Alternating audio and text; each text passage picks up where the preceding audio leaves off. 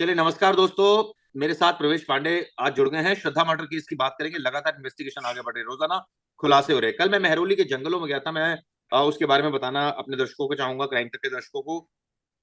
बड़ा ही खौफनाक मंजर था। अंधेरा था और ये डर लग रहा था प्रवेश कि कहीं बिल्कुल। ऐसा ना हो कि कोई जानवर अटैक कर दे। और जब मैं घर से निकलने लगा तो मेरा बेटा रोने लगा। मैंने कहा, बेटे क्यों रो रहे हो? कह रहा, पापा मैंने बुक्स में पढ़ा है कि जंगल में तो जानवर होते हैं, तो आप वहां क्यों जा रहे हो? तो मैंने कहा, नहीं बेटे, ये तो रिपोर्टिंग का एक पार्ट होता है, हम तो रोजाना ऐसे जाते हैं, कोई ऐसी बड़ी बात नहीं है। लेकिन आप यकीन मानिए प्रवेश, मुझे ये बात बहुत बिल्कुल। लाइट लग रही थी, लेकिन जब मैं जंगल में पहुंचा तो रात का अंधेरा, वक्त 2 बजे है। जंगल में 200 मीटर के अंदर जाकर अजीब सी आवाजें आनी शुरू हो गई, यानी जानवरों की आवाजें। और ये डर लग रहा था, सबसे ज्यादा डर ये लग रहा था कि कहीं ऐसा ना हो कि कोई अटैक कर दे। दूसरा डर ये था कि हम जा तो रहे हैं, वापस कैसे आएंगे, क्योंकि रास्ता कुछ भी क्लियर नहीं था। यानी आप सोचिए, इतना घना जंगल, इतना खौफनाक मंजर, ऐसे में ये आरोपी कैसे वहां तक चला गया और कैसे इसने ये कई दिन तक जाता रहा, ये बड़ी अजीब विचित्र बात है। जी चिराग जी, और एक जो सीसीटीवी फुटेज जो आज सामने आया है, हाँ आपने हाँ। सेम उसका रिक्रिएशन किया था कि कैसे हम्म। वो आरोपी एक साइड बैग लेके, और देखिए वो बोल रहा था कि मैंने बहुत पहले बॉडी के पार्ट डिस्पोज कर दिए। फिर भी वो अक्टूबर को, 14 अक्टूबर के आसपास, जब मुंबई पुलिस ने उसको 30 अक्टूबर को अपने पास बुलाया था पूछताछ के लिए, उससे 14 दिन पहले एक सीसीटीवी फुटेज आता है जिसमें दिख रहा है कि वो बैग पहना है और वही जो बॉक्स है वो लेके जा रहा है, वही रात को 3 या 4 बजे के बीच में। हम्म। लेकिन उस टाइम पे उसकी नौकरी भी नहीं थी, वर्क फ्रॉम होम था, तो उतनी रात को ये क्या जा रहा था, या पुलिस को गुमराह कर रहा है, जो सीसीटीवी फुटेज अभी दिख रहा है। क्योंकि अभी भी वो इतने लेट तक जाके कोई कुछ डिस्पोज कर रहा था। अच्छा, वो एरिया अगर सर्टेन एरिया समझा जाए, तो क्या ये आप जिस जगह पे गए थे, अगर मैं आपको वापस लेके जाऊँ तो आप बता पाओगे मैं इस जगह पे गया था जंगल के?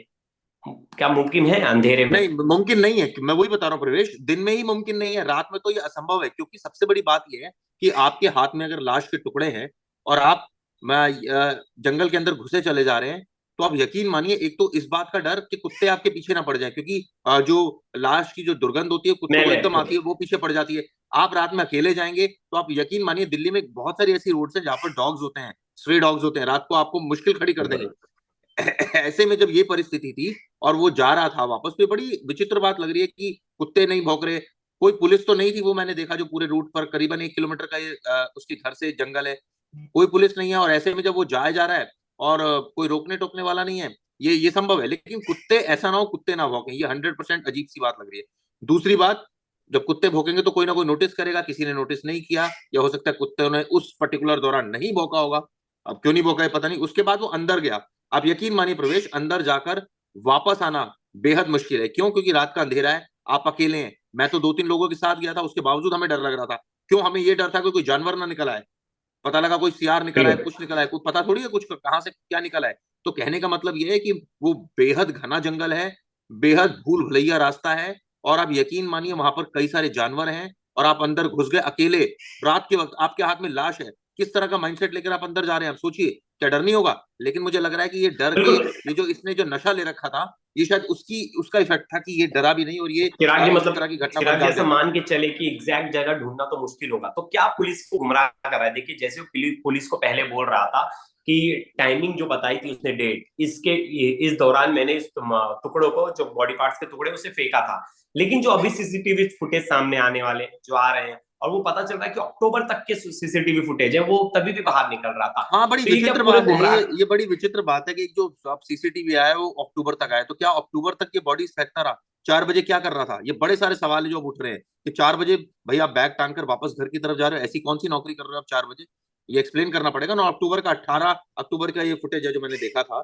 इसके अलावा सवाल ये भी है कि क्या इसका मतलब, आप जुलाई से या मई से लेकर 18 मई को आपने मर्डर किया, और 18 अक्टूबर यानी जून जुलाई अगस्त सितंबर अक्टूबर, 5 महीने, 5 महीने तक आप जो है वो ये काम करते रहे, फेंकते रहे लाशों को। अगर ये मान लिया जाए कि टुकड़े लेकर वो फेंक कर आया, तो ये अपने आप में बड़ी विचित्र बात है। दूसरी बड़ी विचित्र बात ये है कि मुझे शुरुआत में लग रहा था कि क्या वाकई जंगलों में फेंकना, क्यों फेंकेगा कोई? लेकिन आप यकीन मानिए कि वो जंगल ही ऐसा है कि अगर उसमें फेंक भी दिया जाए तो कोई बड़ी बात नहीं है। तीसरी बात जो इसमें बड़ी अजीब सी लग रही है कि अ, अंदर आप अकेले नहीं जा सकते, आप कोई ना कोई आपके साथ जरूर जाएगा, तभी ये संभव है। तो क्या इस साजिश में कोई और लोग शामिल थे? ये अपने आप में एक सवाल खड़ा हो रहा है। क्योंकि प्रवेश, अकेले जाना मतलब आप समझ लीजिए मौत को इनविटेशन देना है वहां पर। आप, घना जंगल है, क्या आप जा सकते हैं? मुझे आप बताइए, अंधेरा एक जंगल बिल्कुल हो जहाँ बिल्कुल बिल्कुल, हम भी अकेले ऐसे जगह पे जाना अवॉइड करेंगे, लेकिन देखिए उससे कहीं ना कहीं तो डर था ना। वो डर पे। उससे ये सब काम करवा रहा हो, मतलब वो सोच रहा हो कि मेरे पास बचने का बस एक ही उपाय है, कैसे भी उस जंगल के अंदर जाके वो मांस के टुकड़ों को फेंक दूं अलग अलग जगह, कि उसे बाद में ढूंढना, या मैं खुद उस बारे में ना बता पाऊं, मुझे चाहे पुलिस कितना भी पूछे, मैं एग्जैक्ट लोकेशन खुद नहीं बता पाऊं, क्योंकि मैं अंधेरे में किस जगह फेंक रहा हूँ ये मुझे भी नहीं पता है फेंक के आने के बाद। तो वो क्या बताएगा, वो इन्वेस्टिगेशन में क्या बता पाएगा मैंने कहाँ फेंका था क्या नहीं। ये तो बहुत मुश्किल वाली बात है। और जो बहुत सारे बोन्स मिल रहे हैं, जैसे आपने पता, आपको भी बहुत सारी हड्डियां दिखी, हाँ हाँ। आप गए अंदर, आपको बहुत सारी हड्डियां दिखी, तो अब वो कितनी हड्डियां मैच हो रही है, क्या हो रही थी, कि अभी तक कोई रिपोर्ट नहीं आई। एक देखिए इनिशियल रिपोर्ट जैसे बताया जा रहा है, एक दो हड्डियां मिली है वो इंसान की हैं, ऐसा बोला जा रहा है, जो हमारे सूत्र बता रहे हैं, जो हमारे रिपोर्टर अरविंद ओझा ने भी सुबह कवर की थी। तो क्या सच में अगर वो हड्डी निकलेंगी तभी पॉइंट आगे बढ़ पाएगा, नहीं तो केस वहीं का वहीं रुका रह जाएगा। पहले तो नहीं, बात तो आपकी सही है, केस वहीं का वहीं इसलिए रुका रह जाएगा क्योंकि जब यही प्रूव नहीं होगा कि श्रद्धा मरी है या नहीं, क्योंकि वो तो हड्डियों से ही प्रूव होगा। लेकिन सबसे बड़ी बात यह है ना कि जैसे पहले तो ये हो रहा था कि क्या वाकई उस जंगल को उसने निशाना बनाया कि घर के पास है। और इसमें देखिए अलग अलग क्रिमिनल सेट ऑफ माइंड है। कई लोग इस तरह भी क्या सोचते हैं कि मैं एक दूर और फेंकूं, कई लोग ये एक सोचते हैं कि और घर के पास फेंकूं क्योंकि वो मैं ज्यादा लोग मुझे देख नहीं पाएंगे, ज्यादा मैं। बिल्कुल लेकिन आप यकीन मानिए, मैं 2 बजे गया, रोड आपको खाली, ऐसा नहीं है रोड बिल्कुल खाली है। 3 साढ़े 3 बजे मदर डेयरी की गाड़ियां आनी शुरू हो गई है, ऐसा नहीं है, वहां पर डॉग्स हैं। और जो मेन मेहरोली का रोड है वो तो काफी बिजिएस्ट रोड है, वो तो चलता रहता है पूरी रात। जो इसकी गली के बाहर का जो रोड है वो बेशक थोड़ा सुनसान मुझे नजर आया, लेकिन उसके बाद जो रोड्स है वो काफी ये कहा जा सकता है कि रोड जो है एक्टिव है। तो ऐसे में ये बड़ी एक सवाल खड़ा होता है कि क्या किसी ने देखा नहीं, तो किसी ने अगर देखा तो टोका नहीं, टोका नहीं तो अब अचानक ये कैसे करता चला गया रोजाना? एक बार आप जा सकते हैं, 2 बार लगातार कैसे जा सकते हैं? चिराग जी, ये पहला ऐसा केस होगा जिसमें बॉडी पहले नहीं मिली है, टुकड़े पहले नहीं मिले हैं, पहले आरोपी पकड़ा गया है। और इसमें मेन जो पार्ट है, कातिल पकड़ा गया है, लेकिन कातिल ने जिसे मारा है उसका कुछ भी नहीं मिला है। मतलब उसे प्रूव करना कि जो लड़की है वो मर चुकी है, ये बहुत पुलिस के लिए मुश्किलात खड़े करने वाले हैं। और आने अब कितने दिन की कस्टडी बची है, और कितने दिन की कस्टडी एक्सटेंड करवा सकते हैं पुलिस के पास, और क्या राइट्स है आगे जाके, क्या कर सकती है कानूनी पेच में।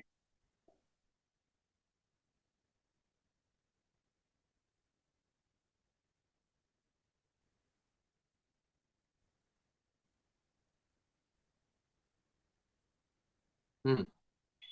देखिए अभी तो कस्टडी 10 दिन की मिली है। ऑब्वियसली ऐसे केस में जब पुलिस की बात होगी, प्रवेश, इसमें जो मैं डिस्कस कर रहा था कि ये हम्म, प्रूव करना, एक अहम सबूत पुलिस के पास जो आ गया वो शायद ये है कि अब अगर ये प्रूव हो जाए कि 18 अक्टूबर को भी उसने कोई बॉडी फेंकी थी, तो एक फुटेज हमारे पास आ गया जिसमें वो बाहर दिखाई दिया है। तो ये एक अहम क्रूशल फुटेज है कि वो, इसका मतलब हम इससे पहले डिस्कस ये कर रहे थे कि बाहर जाने का कोई फुटेज नहीं है, अब बाहर के जा रहा है, ये कैसे पता लग रहा है? तो ये जो फुटेज अब आया है, तो निश्चित रूप से ये एक ये कहा जा सकता है कि एक मील का पत्थर साबित हो सकता है अगर ये कनेक्ट हो जाए कि 18 को भी उसने शव के टुकड़े फेंके। लेकिन उसके लिए जरूरी है कि जो टुकड़े मिले उसका मिलान होना चाहिए। ये मिलान हो बिल्कुल जाएगा कि ये बाहर निकला है, ये तो क्लियर हो गया। अब इसका मतलब 18 तारीख को बाहर निकला है। और अगर पुलिस की कहानी भी कहती कि 18 को भी इसने फेंका है, तो बहुत क्लियर कट हो गया कि घर में ब्लड स्टेन मिल गया, वो श्रद्धा का है, बाहर वो जाता वो दिखाई देगा बैग टांगे लेकिन 18 चिराग को। जी, क्या और ऐसा उसके बाद पॉसिबल है, बिना बिना बॉडी पार्ट मिले, बिना बॉडी मिले, क्या ये प्रूफ किया जा सकता है, या सरकमस्टांशियल एविडेंस के तौर पे सिर्फ उसी से सजा हो सकती है। देखिए ये हमने कल भी डिस्कस किया, प्रवेश, बहुत डिटेल में डिस्कस किया कि सरकमस्टांशियल एविडेंस भी काफी अपने आप में क्रूशल है, ऐसी बात नहीं है। जैसे कि अगर हथियार नहीं मिल रहा है, फर्ज कीजिए, तो ये नहीं कि सजा नहीं हो सकती, लेकिन हाँ, अगर यही नहीं पता लग रहा शरीर का, यही प्रूव नहीं हो रहा कि श्रद्धा मरी है नहीं मरी है, तो ऑब्वियसली बिल्कुल। ये केस जो है डाइवर्ट हो सकता है। अदरवाइज कोई और सूरत में डाइवर्ट होने की स्थिति मुझे लगती नहीं। अब कल पुलिस की तरफ से भी कल आधिकारिक बयान आया गया कि पुलिस भी ये मान रही है कि ये कहीं ना कहीं पुलिस को गुमराह कर रहा था। मतलब ये अलग अलग थ्योरी बता रही था, अलग अलग जगह बता रहा है जहां जहां ये सब चीजें हुई हैं, और उस बयान से अपने पलट रहा था। तो इसे कैसे देखा जाए, देखिए क्या ये इसका पहले से प्लान साइकोलॉजी करके तो, बैठा है सब चीज? इसके साइकोलॉजी तो इसके पेरेंट्स ही बता रहे हैं ना, वो तो क्लियर कट बता रहे हैं कि ये एक ऐसा इस सेट ऑफ माइंड का आदमी है जो साइको है। यानी आप शुरुआत देखिए, एक लड़का जो एक तरह से कहा जाए शेफ है, एक लड़का जो टैटू लगाता है, एक लड़का जो लिव इन में रहता है, जो अपने माँ बाप को छोड़कर आ गया है, इसके अलावा जो जिसके माँ बाप भी कहते हैं कि भैया पागल है लड़का। तो ऐसी तो कोई उसने जिंदगी में हरकतें की और होगी ना, देखिए कोई डॉक्टर्स के भी हरकतें बहुत ऐसी सारे की बाइट होगी है, जिसकी वजह से उसके वो मार पेरेंट्स रहा इस है। तरह की बात बोल रहे हैं। ऐसे तो कोई पेरेंट अपने बच्चे के बारे में नहीं बोलता।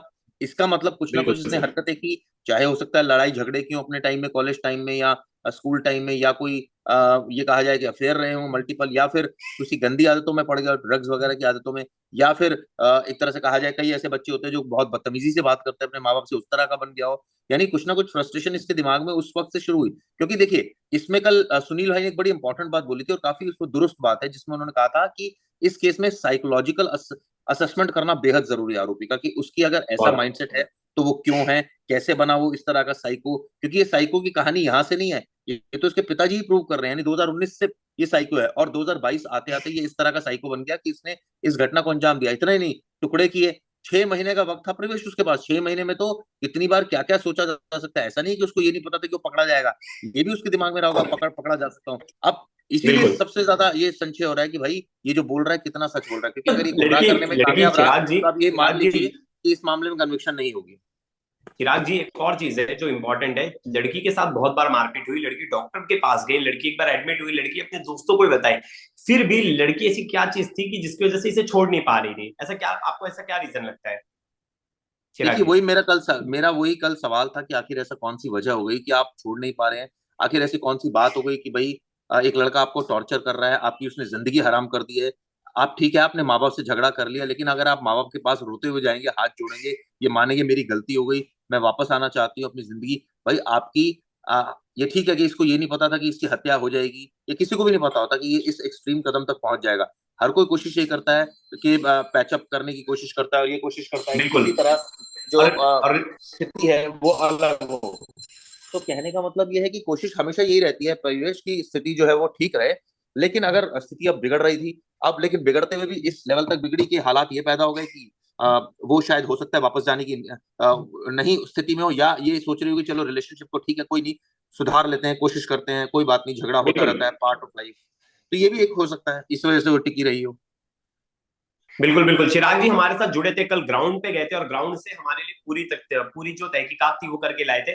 और ये वो वापस से जाने वाले उसी ग्राउंड पे, और एक दो बार और जाके और सारे अपडेट इकट्ठा करेंगे। जैसे कि आज दिन भर आप देख सकते हो जो चैनल्स पे भी हमारे चल रहा है और क्राइम तक पे भी चल रहा है, कैसे उस आरोपी का जो क्रिएशन था, आरोपी कैसे जा रहा था, कितना टाइम लग रहा था, ये पूरा आपको क्राइम तक पे डिटेल में खबर भी मिल जाएगी। और आप चिराग गोटी की जाके वो डिटेल रिपोर्ट भी देख सकते हैं, ग्राउंड रिपोर्ट। तो उसके लिए क्राइम तक वेबसाइट पे और क्राइम तक हमारा जो यूट्यूब चैनल है उस पर जाके सब्सक्राइब कीजिए, उस जाके देखिए। चिराग जी। बिल्कुल बिल्कुल प्रवेश, थैंक यू सो मच ये बताने के लिए। लेकिन अभी भी मुझे लगता है कि इसमें कई सारे ऐसे एस्पेक्ट हैं जो अभी अनआंसर्ड है, क्योंकि आपके कई क्वेश्चन बड़े वैलिड इसमें रहे कि भाई आखिर इतनी ज्यादा दिक्कत थी तो क्यों वो छोड़ नहीं पा रही थी। इसमें कई आपने दोस्तों के बयान भी देखे होंगे। चिराग जी, जो एक पहलू आ रहा है गांजे का, जो गांजे का सेवन बताया जा रहा है, तो अब ये खुल के जब आएगा सामने कि क्या ये सिर्फ जो लड़का था आरोपी आफ्ताब करता था, या जबरदस्ती वो उस लड़की को भी इस नशे में धकेल दिया था। अगर ये एंगल अगर हुआ बाई चांस, मतलब अगर हुआ, ऐसा माना जाए, तो शायद उसकी वजह से वो लड़की उसे छोड़ नहीं पा रही, क्योंकि उसने उसे एक लत लगा दी थी, उस लत की वजह से उसे छोड़ना बहुत मुश्किल हो रहा हो, अगर ऐसा हुआ तो। नहीं, ये बहुत मुमकिन है, बहुत ज्यादा संभव है बात, क्योंकि ये बात तो तय है कि लड़की विरोध नहीं कर रही थी, लड़की को पता था कि वो ड्रग्स लेता है, उसके बावजूद बिल्कुल लड़की विरोध नहीं कर रही थी। तो अब या विरोध नहीं करना मतलब ये होता है कि क्या आप खुद भी ड्रग्स का सेवन कर रहे थे, या आपको जबरदस्ती ड्रग्स का बिल्कुल। सेवन कराया जा रहा था, या फिर आप इनकार कर रहे थे कि भाई मैं ड्रग्स नहीं लूंगी।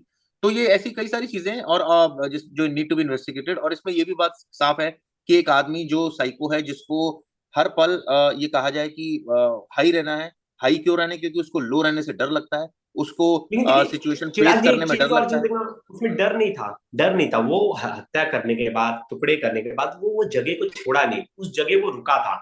तो वो क्या जानबूझ कर रुका था कि वो सीन ऑफ क्राइम के आसपास रहे, कि आगे जाके कुछ भी हो तो उसके पास वो रिक्रिएट करने के लिए, बहलाने के लिए, पुलिस को बेवकूफ बनाने के लिए उसके पास बहुत सारे आइडियाज हो, नहीं तो भाग सकता था हो सकता अगर है, वो आप मर्डर। देखिए ना, जो शख्स मूवीज देख रहा है, जो शख्स फूड ब्लॉगर है, जो शख्स इस तरह से टुकड़े कर रहा है, जो शख्स हत्या करने के बाद मौके पर मौजूद है, आप सोचिए, जो शख्स फ्रिज में डेड बॉडी के पार्ट्स पड़े हैं और वो गर्लफ्रेंड को बुला रहा है, तो आप सोचिए किस तरह के वो माइंडसेट का आदमी है।